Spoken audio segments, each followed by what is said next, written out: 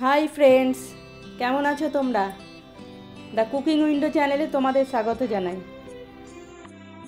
এই দেখো आज आमी गार्लिक ब्रेड पिज़्ज़ा बानिয়েছি। चलो प्रसेसटा देखे नी कि करे बानिয়েছি।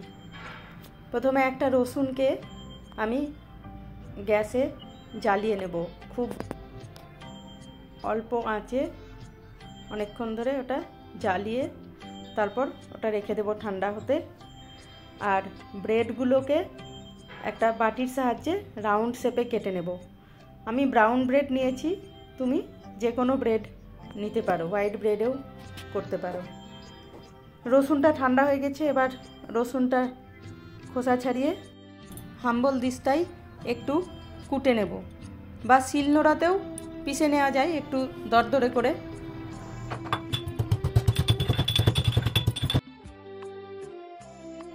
এই যে পেশা হয়ে গেছে, এবার আমি এটা একটা বাটিতে বের করে নেব। তারপর এর মধ্যে বাটার দিয়ে দেব, নিয়ে ভালো করে মিক্স করব। আমার বাটারটা ফ্রিজে রাখা ছিল, সেই জন্য ভালো করে মিক্স হচ্ছে না, তাই একে 10 সেকেন্ডের জন্য মাইক্রোওয়েভ করে নিলাম। তাহলে বাটারটা মেল্ট হয়ে গেল আর মিক্স করতেও বেশ সুবিধা হলো। এবার এতে একটু চিলি ফ্লেক্স দিয়ে ভালো করে মাখিয়ে নিলাম। তারপর ওই কেটে রেখেছিলাম যে ব্রেডগুলো রাউন্ড শেপের, ওই ব্রেডগুলোর এক সাইডে এটাকে ভালো করে মালিশ করে দেবো।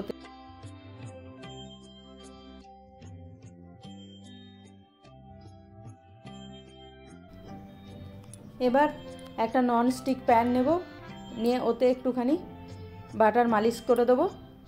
তারপর ওই ব্রেডগুলো যেদিকে আমি বাটার লাগিয়েছি সেই দিকটাকে সেঁকে নেব।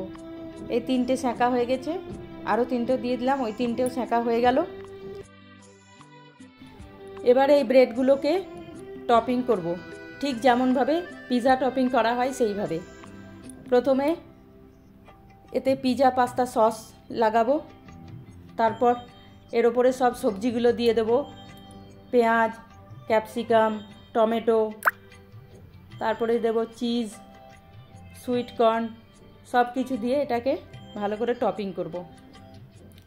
বন্ধুরা, তোমরা কে কোথা থেকে দেখছো আমার এই রান্না কমেন্টে অবশ্যই জানাবে। তোমাদের কমেন্ট আমাকে নতুন নতুন আরও ভিডিও বানাতে অনেক উৎসাহ যোগায়। আর যদি ভালো লেগে থাকে তাহলে একটা শেয়ার করে দিও আর সাবস্ক্রাইব করে আমার পাশে থেকো। আমি এবার ডাইসড চিজ আনিয়েছিলাম, তাই এটাই দিলাম। তোমাদের কাছে যদি কিউব চিজ থাকে তো সেটাই তোমরা গ্রেট করে দিয়ে দিও। আর ওপর থেকে একটু সুইট কর্ন ছড়িয়ে দিলাম। এবার একটু গোলমরিচ গুঁড়ো ছড়িয়ে দিব, আর চিলি ফ্লেক্সও দিতে পারো। একটু চিলি ফ্লেক্স দিলে, অরিগ্যানো, চিলি ফ্লেক্স এগুলো দিলেও ভালো লাগবে। আমার অরিগ্যানোটা শেষ হয়ে গেছে, আর চিলি ফ্লেক্সটা দিলে একটু ঝাল লাগে আমার মেয়েকে, ওই জন্য আর দিলাম না। এবার এটা একদম সিম আছে 5 মিনিটের জন্য ঢেকে দেব, যতক্ষণ না আমার চিজগুলো মেল্ট হয়ে যাচ্ছে। চিজগুলো মেল্ট হলেই হয়ে যাবে, তবে গ্যাসটা কিন্তু একদম কমিয়ে রেখো, না হলে তলাটা পুড়ে যেতে পারে। এই যে চিজগুলো মেল্ট হয়ে গেছে। এটা যেহেতু ডাইসড চিজ, তাই জন্য মেল্ট হতে একটু সময় লাগছে। গ্রেটেড চিজ হলে ওটা আরও কম সময়েই মেল্ট হয়ে যায়। ব্যাস, এবার এগুলোও হয়ে গেছে, এগুলোকেও নামিয়ে নেব। দেখো দেখতে খুব সুন্দর হয়েছে, তাই না?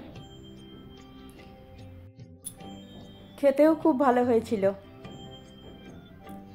চলো আজকের জন্য বাই, কাল আবার দেখা হবে নতুন একটা রেসিপি নিয়ে।